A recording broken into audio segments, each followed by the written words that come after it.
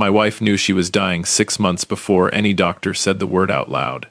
That's not a figure of speech. That's just what happened, and I've had 2 years to sit with it, and I still don't fully understand how a person carries that kind of knowing alone. Not at the hospice, not in the parking lot, not at the front desk where a woman I'd never met slid an envelope across the counter and wouldn't meet my eyes. That part comes later. This starts 11 months before that. At our kitchen table, on a Sunday morning, when Rosalind set down her tea and said, "Walter, I need you to listen to me, and I need you to not interrupt until I'm finished." I said okay. I always said okay to Rosalind. 34 years of marriage teaches you that when your wife uses that particular tone, the correct response is silence and attention, in that order. She didn't tell me about the diagnosis. That came 5 weeks later, and when it did, she took it the way she took most things, like she'd already made room for it in her head and was just waiting for the paperwork to catch up. What she told me that Sunday was about our daughter's husband. Then she told me what she'd already started doing about it. I need you to understand who Rosalind was before I go any further, because none of what happens next makes sense without her in the frame. She was 61 when she passed. She'd spent 29 years as a claims investigator for an insurance company, the kind of job where your entire professional life is built around one skill: noticing when something looks fine on paper but doesn't sit right in your gut. She retired at 58 because her knees told her to, not because she wanted to. Within 4 months, she was volunteering 3 days a week, helping elderly folks in our county untangle fraudulent charges on their accounts, because she said sitting still made her feel like she was already dead, and she wasn't going to practice for that. If you called yourself lucky, my friend, you'd be right, because I got 34 years with a woman who could read a person's intentions the way other people read a menu. Quick, thorough, and never wrong twice about the same dish. We had one daughter. Her name is Callie. She's 36, works as a pediatric nurse, 2 towns over, and she is, in every way that matters, her mother's daughter, steady, warm, gives people the benefit of the doubt, right up until the moment the evidence says stop. She married a man named Dean 4 years ago. Dean sells commercial insurance, has a good smile, remembers birthdays, and for the first 2 years, I thought he was exactly what he presented himself to be. Rosalind thought so too, for a while. Then she stopped. The thing about my wife's old job is that it trained her to watch for a specific shape of behavior, not lies, exactly, but omissions arranged carefully enough that they function like lies. She started noticing it at our anniversary dinner, 18 months before that Sunday morning at the kitchen table, when Dean asked me, in the middle of the appetizer course, exactly how the deed to the lake cabin was titled. Not a question a son-in-law asks over calamari.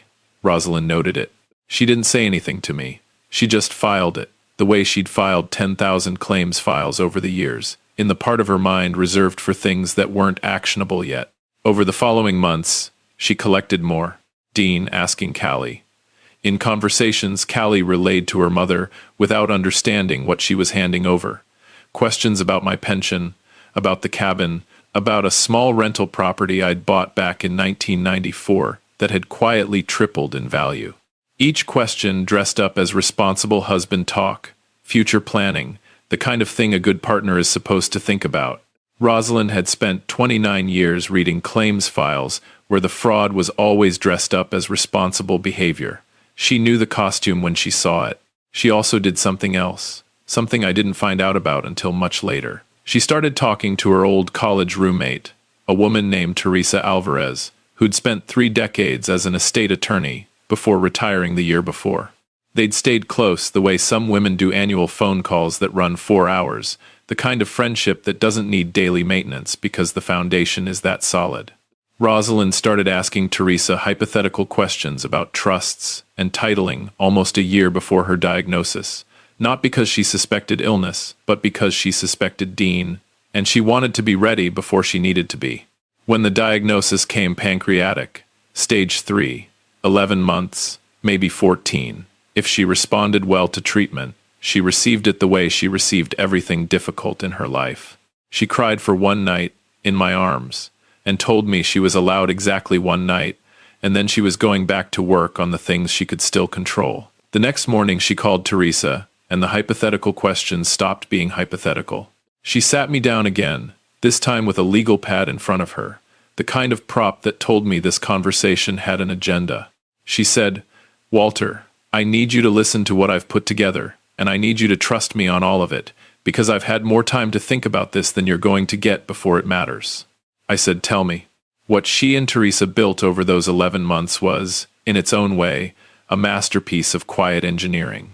First, a full review and restructuring of everything we owned: the house, the cabin, the rental property, the retirement accounts, all of it retitled into a trust with airtight successor language. Teresa, named as successor trustee. Me, as primary trustee.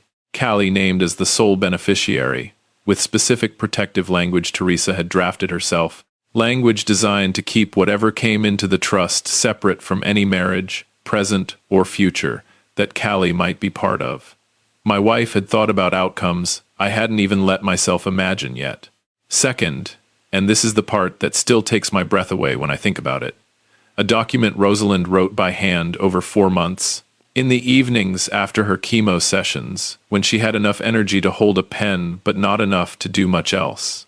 A complete, dated account of every observation she'd made about Dean over 18 months. Not accusations, data. The questions at dinner, the property inquiries, the way his eyes moved across a room when he thought nobody was cataloging him, because somebody always was. She titled it, in the plain, unadorned way she titled everything, "What I Noticed." She had it notarized. She had Teresa file a copy separately, off-site, the way an investigator protects evidence she isn't ready to use yet. Third, and I didn't know about this piece until the very end, she hired someone. A financial forensics consultant named Priya Nataraj, a referral from Teresa, a woman who specialized in exactly the kind of quiet, patient tracing that my wife's old claims job had trained her to respect. Rosalind paid her out of a savings account I hadn't known existed, money she'd been setting aside since the early 90s, $10 and $20 at a time, what she used to call her just in case. Fun back when I assumed the case in question was a broken water heater, not this. She told me all of this at the kitchen table, in sequence, the way she used to walk me through complicated insurance claims when I couldn't follow the jargon. Then she said, "There's one more thing, Walter, and I need you to let me have this one without asking questions." She said when it got close to the end, she was going to leave something at the hospice, with someone she trusted, and she was going to make sure only I could retrieve it, and she needed me to trust her enough not to push for details before she was ready to give them. I looked at my wife of 34 years and I said, "Rosalind, I have never once regretted trusting you. I'm not about to start." She said, "Good. Then, we're not going to talk about this again until we have to." And we didn't. Not once, in the 11 months that followed. Not because we were avoiding it, because everything that needed saying had been said, and Rosalind didn't believe in repeating herself. Those 11 months were, without exaggeration, the fullest and the hardest stretch of my whole life, and I still can't tell you which one of those two things weighed more. We took the trip to see the redwoods we'd talked about for a decade and never gotten around to.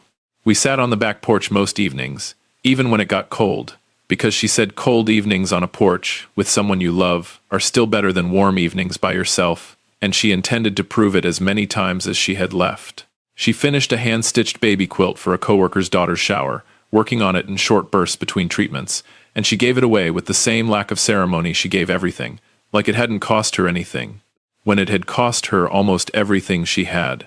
Dean visited plenty during those months, always with Callie, always warm, always saying the right things. Rosalind was gracious with him the whole time. Warmer than I could have managed, if I'm being honest, because I'd started hearing what she'd been hearing, and it took everything in me to keep my mouth shut the way she'd asked. I watched him look around that house sometimes, like he was pricing it. I said nothing. I trusted my wife's judgment over my own temper, which, looking back, was the smartest thing I did in that whole stretch of time. In the final 3 weeks, Rosalind was moved to Cedar Hollow Hospice, a good place, gentle people, a nurse named Marisol who Rosalind adopted almost like family within the first few days, the way my wife adopted everyone worth adopting. I was there every morning by 7 and stayed until they made me go home, which they had to do most nights because I wasn't going to leave on my own. Callie came whenever her shifts allowed. Dean came sometimes with her. She passed on a Tuesday afternoon in March, a little after 2 o'clock, with Callie holding one hand and me holding the other, And I'm not going to describe those minutes to you, because they don't belong to this story. They belong to Callie and to me, and to a woman who spent 29 years reading claims files and 11 months building a fortress for the people she loved out of whatever strength her body had left. That part is ours. What belongs to this story is what happened after. I sat in my truck in the hospice parking lot for close to an hour. I wasn't crying by then, I'd already done plenty of that inside. I was just sitting, the way a man sits when the shape of his whole life has changed and his legs haven't caught up to that fact yet. Eventually, I went back inside to collect her things, because somebody has to do that, and it might as well be the person who loved her most. The hallway outside her room had that particular stillness rooms get right after something has finished happening in them. 2 aides were standing near the nurse's station, talking low, the way people talk when what they're saying matters more than how loud they're saying it. One of them turned and saw me. She went pale, the specific kind of pale that comes from having been waiting for a moment and then watching it arrive faster than you expected. The other one, Marisol, straightened up and walked toward me with the posture of someone who'd rehearsed this in her head more than once. She said, "Mr. Prescott, I am so sorry for your loss." I said, "I know, thank you." She said, "Sir, 4 days ago, your wife asked me to hold something for you." She was very clear. She said when you came back for her belongings, I was to give you this, and that no one else was to open it. She handed me a small padded envelope, sealed, my name written across the front in Rosalind's handwriting. The same hand that had signed 34 years of birthday cards and grocery lists, and the margin notes she used to leave in books she thought I should read. I took it. My hands weren't steady. I asked Marisol if she knew what was inside. She said no, only that Rosalind had told her it was something she'd been working on for a long time, and that it would make sense to me once I opened it. I carried it to the family room down the hall, and sat by the window where the afternoon light was thin and gray. I opened it. Inside was a letter and a small brass key. The letter ran 5 pages, her handwriting a little shakier than I remembered from before the treatments, but unmistakably hers. She started the way she started everything, no warm-up, straight into it. She wrote that if I was reading this, then she was gone, and I'd done exactly what she asked, which was to go back inside for her things. "Good," she wrote. "Now listen for 1 more minute." She told me about a safe deposit box, number 219, at Ridgeline Trust Bank on Delacroix Street. She'd rented it 9 months earlier, on a Wednesday morning while I was at a cardiology appointment of my own. Small irony, she noted with something close to humor, even from 4 pages of a deathbed letter. She told me exactly what was inside, because Rosalind never dealt in vague terms about anything that mattered. The final trust paperwork Teresa had drawn up, a copy of what I noticed, notarized and dated. A separate, sealed letter addressed to Callie, which she asked me to give her when the moment felt right, and she trusted me, finally, completely, to know when that was. And 1 more folder, Priya's findings, the forensic work, 6 months of patient tracing that Rosalind had commissioned and paid for out of the fund I never knew existed. She wrote that what Priya found wasn't drama. It was documentation. Dean had, about 14 months earlier, opened a joint account with Callie, framed as a shared emergency fund, the responsible thing a good husband suggests. What that account had actually been receiving were careful transfers, small enough to stay under any threshold that triggers scrutiny. From a side consulting business, Dean had registered under an LLC 18 months prior, an LLC where he was the sole listed owner. The money Callie believed was joint savings had, in fact, originated entirely from Dean's own separate business, positioned in a way that could later support a claim to a larger share of whatever Callie eventually inherited, should the marriage ever need dividing on paper. Not theft. Positioning. My wife's old job had a name for this kind of thing, and none of the names were kind. I sat in that hospice family room until the light went out of the window completely. Then I drove straight to the bank. Box 219 wasn't large, but Rosalind never wasted space on anything. Not words, not paper, not time. Inside was maybe 5 inches of documents that represented 9 months of quiet, exhausting, precise love. I read what I noticed first, the way she'd asked, and it took me almost 40 minutes. It wasn't an accusation. It was pattern recognition, written in the plain, Careful language of a woman who'd spent nearly 3 decades learning that the most dangerous thing in any file is usually the thing that's worked the hardest to look ordinary. I closed the folder. I called Callie. She picked up on the second ring and said, "Dad?" I said I'd gone to the bank. She said, "I know. Mom told me you'd go tonight." I asked when her mother had told her about the box. She said 2 weeks earlier that Rosalind had said I'd need someone to talk to once I'd read everything, and she wanted that someone already briefed. We stayed on the phone for over an hour. Callie told me what her mother had said to her in those last weeks, not about Dean, not about the documents, but about me, about our life, about what to watch for, and when to step in, and when to hold back. Rosalind had briefed our daughter like she was preparing a second line of defense, in case the first one wasn't enough. I didn't feel managed by any of it. I felt like a man who'd been loved with an intensity most people never get to experience even once. I called Teresa the next morning. She'd been expecting the call, had the files ready before I even asked. We met at her office that Friday. She was 71, sharp as anything, reading glasses on a beaded chain, the specific calm of a woman who'd spent 30 years watching human behavior and had stopped being surprised by any of it while never once going cold about it. She walked me through everything, confirmed the trust was solid, the language protective, everything Rosalind had built airtight and permanent. Then she said there was one more thing, an instruction Rosalind had asked her to deliver in person, something she'd left out of the letter on purpose. She said, "Rosalind wanted you to wait. Whatever you're thinking of doing with what's in that box," she asked for 90 days. She said grief pushes men toward fast decisions, and fast decisions are usually wrong ones. She said if you still feel the same way after 90 days, then act. But let the grief settle first. She said you owed her that much. I said 90 days. Teresa said she'd been very specific. I said she always was. Those 90 days were the hardest stretch of this whole story to describe, because from the outside, they looked like nothing at all. A widower going through the motions, attending the funeral, thanking casseroles full of neighbors, coming home every night to a house that still had her reading glasses on the nightstand and her sweater on the hook by the back door. Callie stayed with me for 2 weeks after the service, cooked most nights, sat with me in the evenings, the way her mother had taught her to sit with grieving people, present, quiet, not rushing to fill the silence, with noise it didn't need. Dean came around too, and his grief looked real to me, and I held it right alongside my own without letting what I knew about him leak into how I treated him. That was some of the hardest acting I've ever done in my life, being decent to a man while I carried what I was carrying. On day 91, I called Dean directly and asked him to come by alone. He showed up on a Saturday morning. I made the big breakfast, the one Rosalind used to make on mornings she said required fortification. He ate all of it. We talked about nothing in particular for a while.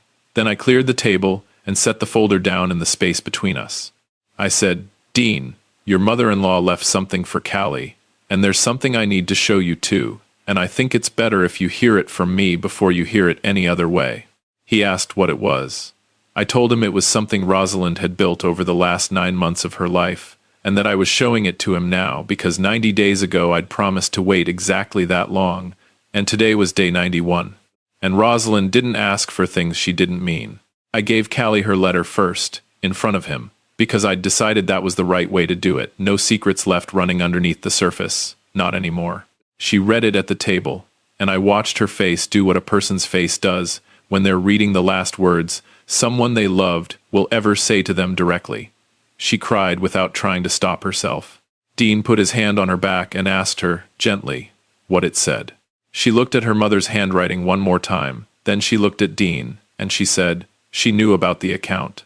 "I'll tell you plainly, my friend, that I did not expect what happened next, and neither did Dean, based on the way the color left his face." Callie slid Priya's folder across the table to her husband herself. She said, "I want you to explain this to me, not to my father, to me. And I want you to know that I already know the answer, because my mother spent the last months of her life making sure I would." Dean read it.